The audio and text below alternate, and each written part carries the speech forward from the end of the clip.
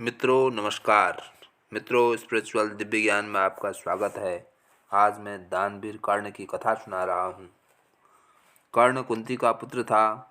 पांडु के साथ कुंती का विवाह होने से पहले ही इसका जन्म हो चुका था। लोग लज्जा के कारण उसने यह भेद किसी को नहीं बताया और चुपचाप एक पिटारी में रखकर उस शिशु को अश्व नाम की नदी में फेंक दिया था। इसके जन्म की कथा बड़ी विचित्र है।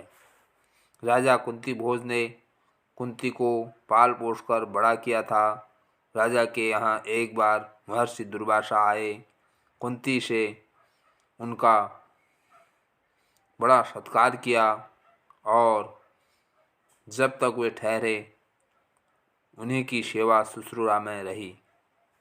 इसकी इस श्रद्धा भक्ति से प्रसन्न होकर महर्षि ने उसे वर दिया कि वह जिस देवता को मंत्र पढ़कर बुलाएगी वही आ जाएगा और उसको संतान भी प्रदान करेगा। कुंती ने नादानी के कारण महर्षि के वरदान की परीक्षा लेने के लिए सूर्य नारायण का आह्वान किया। बस उसी क्षण सूर्यदेव वहां आ गए। उन्हीं के सहवास के कारण कुंती के गर्भ से कर्ण का जन्म हुआ। जब पिटारी में रखकर इस शिशु को उसने फेंक दिया तो वह पिटारी बहती हुई आगे पहुंची।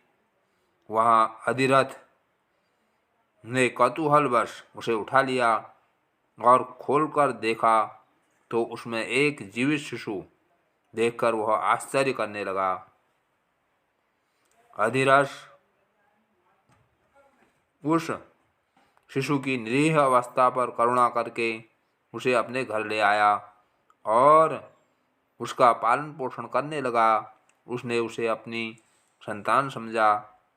बालक के शरीर पर कवच कुंडल देखकर उसको और भी अधिक आश्चर्य हुआ और तभी उसे लगा कि वह बालक कोई होनहार राजकुमार है। उसने उसका नाम वसुसेन रखा। वसु का अर्थ है धन। कवच कुंडल रूपी धन उसके पास था। विधाता ने ही उसको इसे दिया था, इसलिए उसका नाम वसुसेन उचित ही था। वसुसेन जब कुछ बड़ा हुआ तो उसने शास्त्रों का अध्ययन करना आरंभ कर दिया।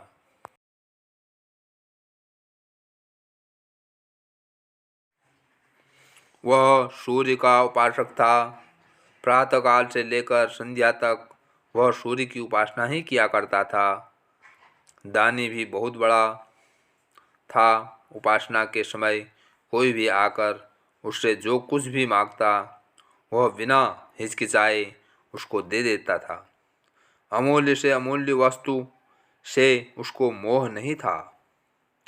उसका गौरव तो दानवीर कहलाने में था और अपने कृत्यों से उसने वास्तव में यह सिद्ध भी कर दिया था कि वह दानवीर था। उसके समान दानी कौरवों और पांडवों में और कोई नहीं था। उसका परिचय तो हमें उस समय मिलता है जब इंद्र ब्राह्मण का वेश धारण करके उसके पास उसकी अमूल्य निधि कवच कुंडल मांगने गया था। उस समय कर्ण ने देवराज का स्वागत किया था और सहर्ष अपने कवच कुंडल उतार कर दे दिए थे। दान करते समय अपने हित या अहित विचार वह नहीं करता था। यद्यपि सूर्य भगवान पहले उसे मना कर चुके थे कि वह इन कवच कुंडलों को किसी को भी न दे, लेकिन दानवीर कर्ण किसी याचक को निराश करके वापस लौटाना तो जानता ही नहीं था। कर्ण के इस साहस के कारण ही उसका नाम वैकर्तन पड़ा था। यदि इस कवच कुंडलों को वह नहीं देता तो कोई भी योद्धा उसे युद्ध में परास्त नहीं कर सकता था। इंद्र ने अर्जुन के हित के लिए ही इनको मांगा था, क्योंकि इनके बिना अर्जुन कभी भी उसे नहीं हरा सकता था। फिर भी उसके इस अद्वितीय गुण से प्रभावित होकर इंद्र ने उसको एक पुरुष घातनी अमोघ शक्ति दी थी। उस शक्ति के सामने का योद्धा किसी भी हालत में जीवित नहीं बच सकता था और उसको कर्ण ने अर्जुन के लिए रखा था। लेकिन श्री कृष्ण ने चाल चली और कर्ण की उस शक्ति को घटोत्कच पर चलवाकर अर्जुन के जीवन पर आए इस खतरे को सदा के लिए मिटा दिया। घटोत्कच जो आकाश में विचरण करके कौरवों पर अग्नि की वर्षा कर रहा था और जिसने एक बार तो सारी सेना को पूरी तरह विचलित कर दिया था, शक्ति लगते ही निर्जीव होकर पृथ्वी पर गिर पड़ा। धनुर्विद्या में कर्ण अर्जुन के समान ही कुशल था। एक बार जब महाराज धृतराष्ट्र की आज्ञा से कौरव पांडवों की अस्त्र शिक्षा की परीक्षा के लिए एक समारोह किया गया था तो अर्जुन ने अपने अस्त्र शिक्षा के कौशल से सबको चकित कर दिया था। उसने ऐसी ऐसी क्रियाएं कर दिखाई थी कि किसी भी योद्धा की हिम्मत नहीं होती थी कि उसका जवाब दे सके। एक विजेता की तरह कौशल दिखाकर वह प्रशंसा लूट रहा था। दुर्योधन उस समय हतप्रभ सा होकर चुपचाप बैठा था। अर्जुन का सा कौशल दिखाना उसके सामर्थ्य के भी बाहर था। उसी समय कर्ण वहां आ पहुंचा और उसने मैदान में आकर अर्जुन को ललकारा। अर्जुन, जिस कौशल के बल पर तू यहाँ सबको चकित कर रहा है और सभी से प्रशंसा लूट रहा है, उसे मैं भी करके दिखा सकता हूँ। यह कहकर उसने धनुष पर बाण चलाकर वही सब कुछ कर दिखाया जो अर्जुन ने किया था। चारों ओर कर्ण की जय जयकार होने लगी। दुर्योधन का चेहरा अर्जुन के प्रतिद्वंदी को देखकर खिल उठा। उसने उसे हृदय से लगा लिया। उसने उसे अर्जुन के साथ द्वंद्व युद्ध करने के लिए प्रेरित किया।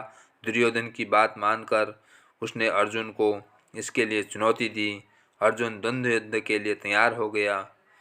अब झगड़ा बढ़ने की आशंका थी, इसलिए कृपाचार्य ने बीच में हस्तक्षेप करते हुए कहा कि राजकुमार के साथ राजकुमार का ही द्वंद्व युद्ध हो सकता है। क्योंकि कर्ण सूत के द्वारा पाले हुए हैं, इसलिए इनके गोत्र कुल आदि का ठीक ठीक पता न होने के कारण इनको अर्जुन से द्वंद्व युद्ध करने का अधिकार नहीं है। बस यह ऐसी समस्या थी जिसको कर्ण हल नहीं कर सकता था। वह हक्का बक्का सा अर्जुन का मोह तारका रह गया। दुर्योधन को भी इससे धक्का लगा, क्योंकि कर्ण के द्वारा अर्जुन का मान चूर्ण करने की उसकी ही तो योजना थी। जब कर्ण इस दुविधा में पड़ा हुआ आगे अपने पैर बढ़ा नहीं सका तो दुर्योधन ने उसे राजाओं की श्रेणी में लाने के लिए अंग देश का राज्य दे दिया। राजा होने के नाते अब वह अर्जुन या अन्य किसी राजकुमार के साथ युद्ध कर सकता था। वह इसके लिए उतारू भी था, लेकिन संध्या होने के कारण यह वाद विवाद थम गया और सब अपने अपने घर चले गए। बस फिर जीवन में सदा ही कर्ण अर्जुन से प्रतिद्वंदी का रूप में मिला। अर्जुन से ही उसकी विशेष रूप से शत्रुता थी। वह उसकी प्रसिद्धि को सह नहीं सकता था। अनेक स्तरों पर वह अर्जुन के सामने आया, लेकिन अपना कुल गोत्र न बता सकने के कारण उसे सामने से हटना पड़ा। वह सूत पुत्र कहलाता था, क्योंकि सूत ने ही उसको पाला था। इसी कारण द्रौपदी के स्वयंवर में भी घूमती हुई मछली की आंख बेधने की सामर्थ्य रखते हुए भी उसको अवसर नहीं दिया गया। स्वयं द्रौपदी ने ही सूत पुत्र कहकर उसका अपमान किया था और उसकी पत्नी बनने से इनकार कर दिया था। सूत पुत्र को क्षत्रिय कन्या का वरण करने का अधिकार नहीं है। ये शब्द शूल की तरह उसके हृदय में चुभ गए थे और वह लहू के घूंट पीकर अपने स्थान पर आ बैठा था। लेकिन द्रौपदी के प्रति उसकी घृणा इतनी बढ़ गई थी कि भरी सभा में दुशासन ने द्रौपदी को नंगा करना चाहा तो उसने इसका तनिक भी विरोध नहीं किया, बल्कि द्रौपदी की हंसी उसने उड़ाई थी। जब दुर्योधन के भाई विकर्ण ने कौरवों के इस घृणित व्यवहार की निंदा की थी तो कर्ण ने उससे कहा था, विकर्ण, तुम अपने कुल की हानि करने के लिए पैदा हुए हो। अधर्म अधर्म तुम पुकार रहे हो। द्रौपदी के साथ जो भी व्यवहार किया जा रहा है वह ठीक है। वह दासी है और दासी के ऊपर स्वामी का पूरा अधिकार होता है। यह कहकर उसने द्रौपदी के द्वारा किए गए अपने अपमान का बदला चुकाया था। उस समय उसका हृदय पत्थर की तरह कठोर हो गया था। जैसे भी बन पड़ा उसने द्रौपदी का अपमान किया, उसे 5 पुरुषों की व्यभिचारिणी स्त्री कहा और हर तरह से उसे धिक्कारा। उस समय प्रतिशोध की आग में जलते हुए उसने उचित अनुचित का विचार बिल्कुल छोड़ दिया। द्रौपदी को नंगी देखने के लिए और दिखाने की उसकी इच्छा थी। इससे स्पष्ट होता है कि कर्ण प्रतिशोध की भावना के आगे सत्य, न्याय और धर्म की भावना को पूरी तरह भूल जाता था। यह उसके चरित्र की दुर्बलता ही है। कर्ण स्वभाव से कुटिल भी था। वह दुर्योधन को इस प्रकार कुचक्र रचने की सलाह दिया करता था जैसे शकुनी देता था। जिस समय जुए में हारकर पांडव वनवास के लिए चले गए और दैत्य वन में अपना समय काट रहे थे, उस समय कर्ण और शकुनी की बातों में आकर ही दुर्योधन ने अपने परिवार के साथ पांडवों को चिढ़ाने के लिए पहुंचा था।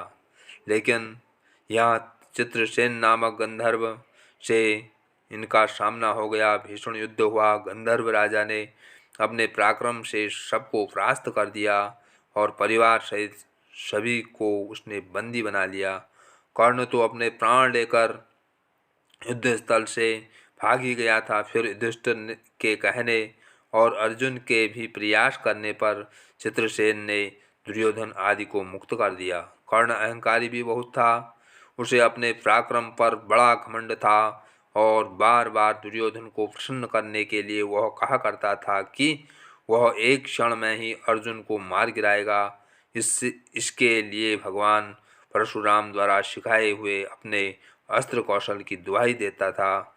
यहाँ तक कि भीष्म पितामह, गुरु द्रोणाचार्य आदि के सामने भी वह अपनी शेखी बघारने से बाज नहीं आता था। एक दिन पितामह से न रहा गया।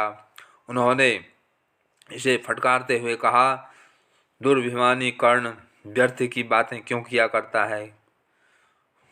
खांडव दाह के समय श्री कृष्ण और अर्जुन ने जो वीरता प्रकट की थी उसको याद करके तुझे लज्जित होना चाहिए।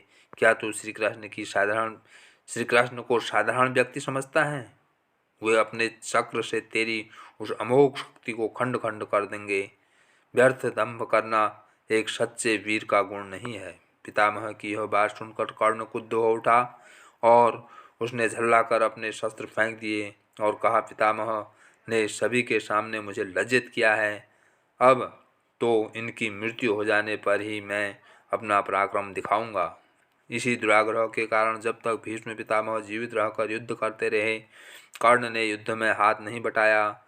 जब उसने सुन लिया कि वे धराशायी हो चुके हैं, उस क्षण प्रसन्न होकर वह दुर्योधन के पक्ष में आकर शत्रु से युद्ध करने लगा। गुरु द्रोण के पश्चात कौरव सेना का तीसरा सेनापति वही था। इस वृत्तांत से यही स्पष्ट होता है कि वह अत्यधिक क्रोधी स्वभाव का था। सदा अहंकार में उसकी बुद्धि डूबी रहती थी और इस कारण बुद्धिमानों की बातें भी बुरी लगती थी। इससे विपरीत अर्जुन धीर बुद्धि और विनयशील था। इस सब के होते हुए भी कर्ण अपनी बात का धनी था। जो कुछ भी वचन वह दे देता था उससे हटना तो वह जानता ही नहीं था। श्री कृष्ण ने उसे यह बता दिया था कि वह कुंती का ज्येष्ठ पुत्र है और साथ में उन्होंने उससे पांडवों की ओर मिल जाने का आग्रह भी किया था। लेकिन सब कुछ सुनकर भी उसने दुर्योधन के साथ विश्वासघात करना उचित नहीं समझा। श्री कृष्ण ने कहा था, कर्ण भाइयों के विरुद्ध लड़कर उनको मारने की कामना करना पाप है। इसलिए तुम कौरवों का साथ छोड़कर पांडवों का पक्ष ले लो। युधिष्ठिर तुम्हें अपना अग्रज मानकर अपना जीता हुआ साम्राज्य तुम्हें ही दे देंगे। कृष्ण की यह प्रलोभन भरी बात सुनकर भी कर्ण अपने वचन पर दृढ़ रहा और कहने लगा, श्री कृष्ण, दुर्योधन के साथ विश्वासघात करना सबसे बड़ा पाप है। यदि मैं उसकी मित्रता को तोड़कर पांडवों की ओर मिल जाऊंगा तो सब यही कहेंगे कि कर्ण अर्जुन से डरकर उनकी ओर मिल गया है। फिर मैं ऐसा क्या करूं? मेरी माँ ने तो मुझे मारने का सारा प्रबंध कर दिया था। सूत ने ही मुझे उठाया और पाला, इसलिए वे ही मेरे पिता तुल्य हैं। सूतों के साथ मैं कई यज्ञ भी कर चुका हूँ और मेरा विवाह संबंध भी सूतों के परिवार में ही हुआ है। फिर मेरा पांडवों से क्या संबंध रहा? धृतराष्ट्र के घराने में ही दुर्योधन के आश्रित में रहा हूँ और 13 वर्ष तक मैंने उन्हीं का दिया हुआ राज्य किया है। फिर कैसे उनके साथ विश्वासघात कर दूं? दुर्योधन को मेरे ऊपर पूरा विश्वास है। मेरे कहने से ही तो उसने इस युद्ध को मोल लिया है और अर्जुन के प्रतिद्वंदी के रूप में मैं दुर्योधन की आशाएं मेरे ऊपर ही तो लगी हुई हैं। इस परिस्थिति में अपने आश्रयदाता और मित्र दुर्योधन को छोड़कर मैं कभी पांडव पक्ष में नहीं मिल सकता।